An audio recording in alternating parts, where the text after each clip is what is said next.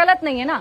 महिलाओं के प्रति किसकी कैसी सोच है तो समय समय पर सामने आता है। जी हमने तो देख लिया ना, गहलोत जी ने कैसे एक मंत्री को बाहर निकाला, एक एमएलए को गुड्डा को बाहर क्यों निकाला, बताया वो क्यों, उसने क्या बोला। I stand in support of the Women's Reservation Bill.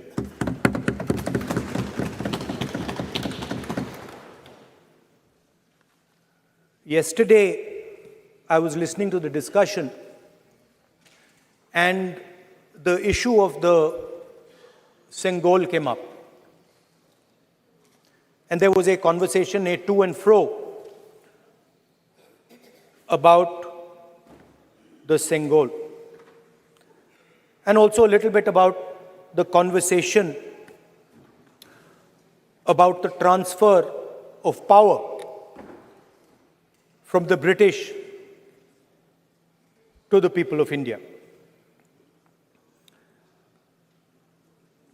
Before handing over power to the people of India, the British asked the leadership of the freedom movement, who are we going to transfer power to? And of course, there was a little bit of arrogance in this statement because they viewed India as a poor country. And the revolutionary answer that our freedom fighters gave was, we are going to transfer power to the people of India. So we became a country that from its inception gave the vote to all our women. And this was a revolutionary thing at the time. We also gave the vote to every single community. And the vote was a mechanism of transfer of power. It was designed to further transfer power to the people of India. And if you look at the journey from independence, it's been that journey.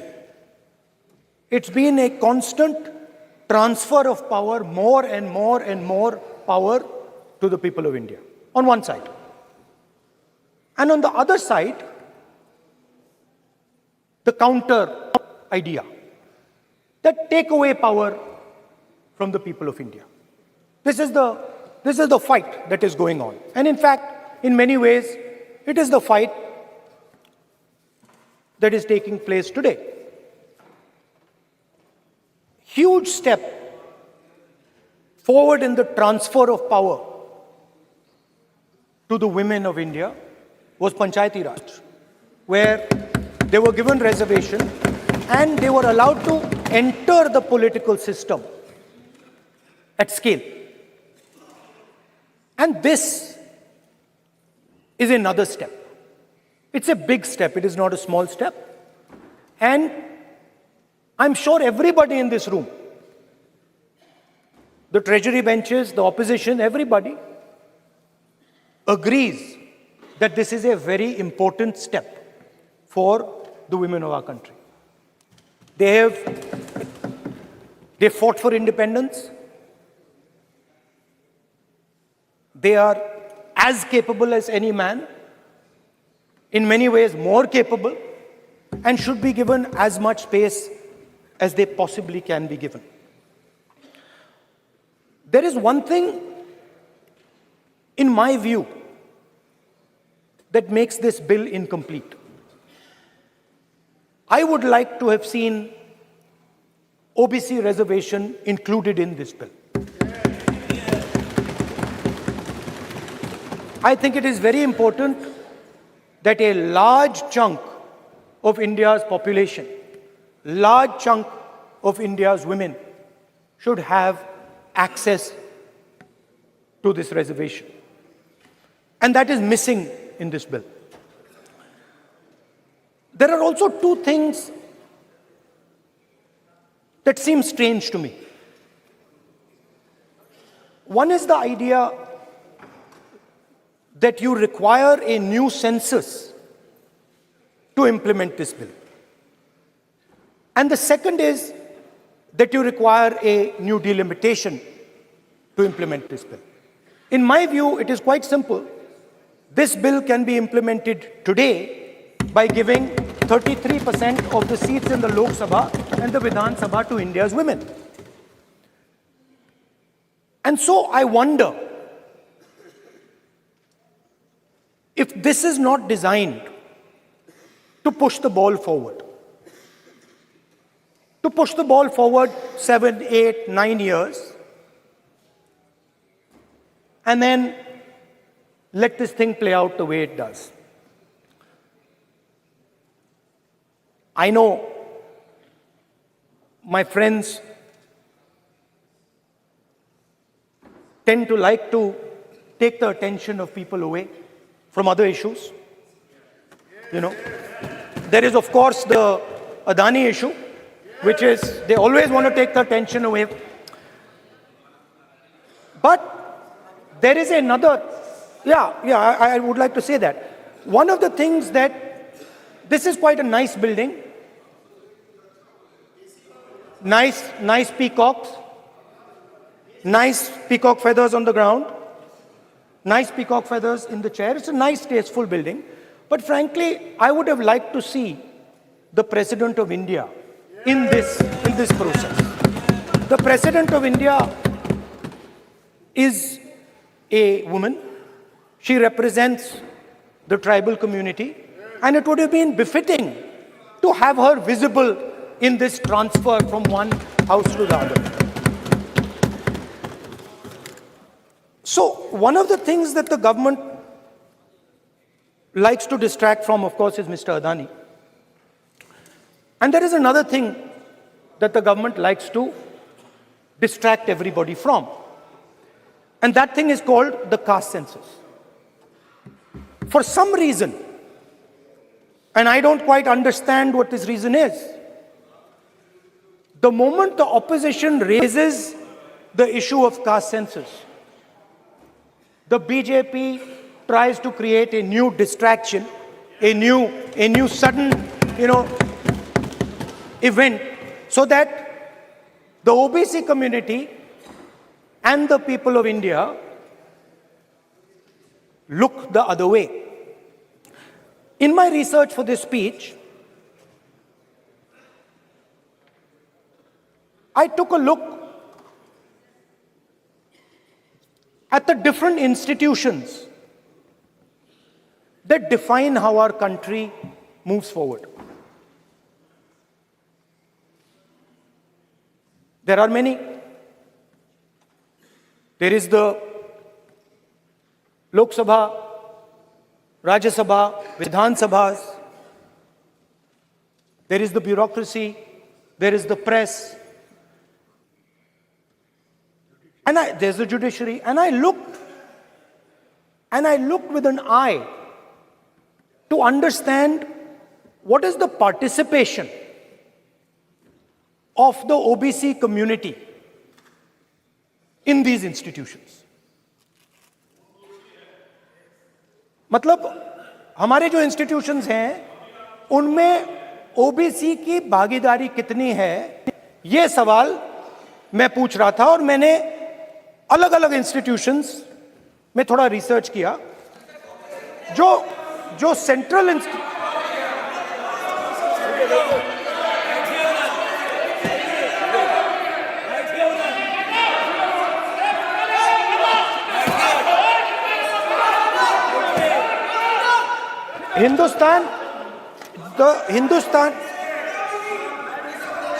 the central, don't worry, don't be scared, we are discussing, डरो मत, हम caste census की बात कर रहे हैं, डरो मत.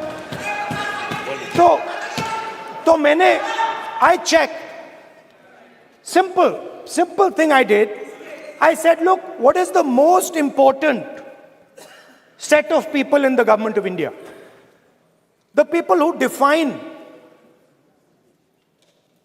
how this country is governed. Of course, Lok Sabha and Vidhan Sabha, but beyond that, they are the 90 secretaries of the government of India. 90 90 people, secretaries, are responsible for managing the core of the government of India. And I ask myself the question, how many of the 90 people come from the OBC community? And I was shocked and shattered by the answer. मैंने ये सवाल पूछा कि ये जो 70 secretary हैं, 90 secretary हैं, ये जो हिंदुस्तान की सरकार को चलाते हैं, जो बजट को चलाते हैं, इनमें से ओबीसी कितने हैं? नरेंद्र मोदी जी प्रधानमंत्री हैं, ओबीसी के लिए काम करते हैं। मैंने ये सवाल पूछा। मैं आपको जवाब देना चाहता हूं, हिंदुस्तान के सेक्रेटरीज 90 में से सिर्फ 3 ओबीसी से हैं।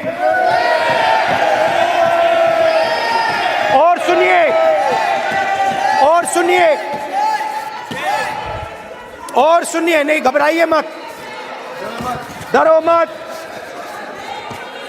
और सुनिए, ये जो सेक्रेटरीज हैं जो ओबीसी कम्युनिटी से हैं, ये हिंदुस्तान के सिर्फ 5% बजट को कंट्रोल करते हैं।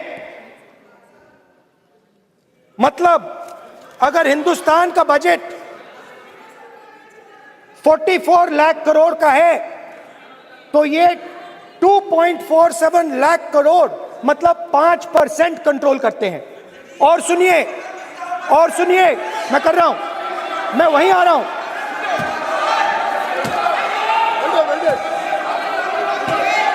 मतलब ये जो है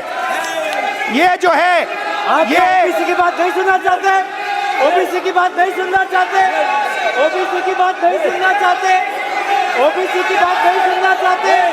आप ओबीसी के खिलाफ हैं, आप ओबीसी के खिलाफ हैं, ओबीसी के खिलाफ हैं। आप ओबीसी के अधिकार के बारे में नहीं सुनना चाहते, ओबीसी के बारे में नहीं सुनना चाहते, ओबीसी के प्रति न्याय नहीं चाहते, ओबीसी के प्रति न्याय नहीं होना चाहिए। ये see they are not showing it on TV. ये जो है, हाँ, मैं माननीय सदस्य से आग्रह करूंगा, एक मिनट रुकिए। माननीय सदस्य से मैं आग्रह करूंगा, एक तो ये महिला आरक्षण बिल है, और दूसरा सभी माननीय सदस्य समान है। डरो मतो ये शब्द इस पार्लियामेंट में नहीं बोलना चाहिए।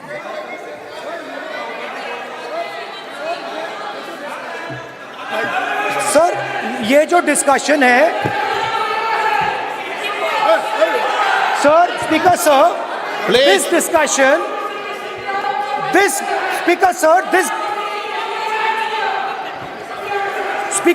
this discussion is about the transfer of power to the people of India.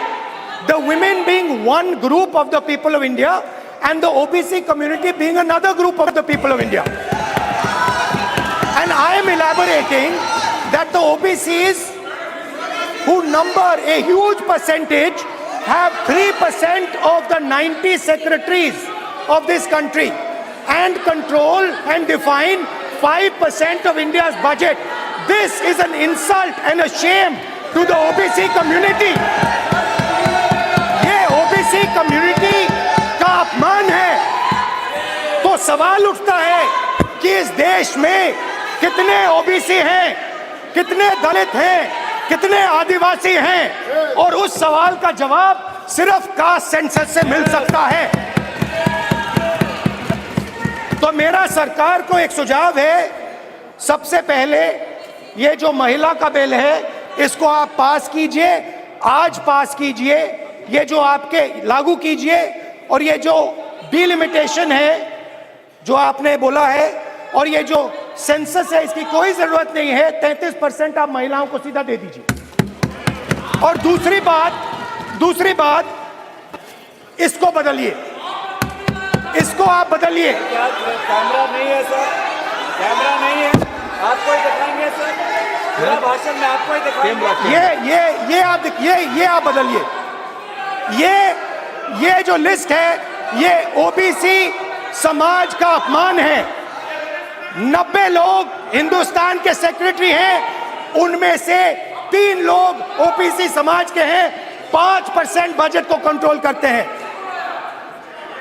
तो जल्दी से जल्दी आप कास्ट सेंसस कीजिए, जल्दी से जल्दी जो हमने कास्ट सेंसस किया था उसका डेटा आप रिलीज कीजिए, और अगर आप नहीं करेंगे तो हम कर डालेंगे। Thank you. माननीय गृह मंत्री जी,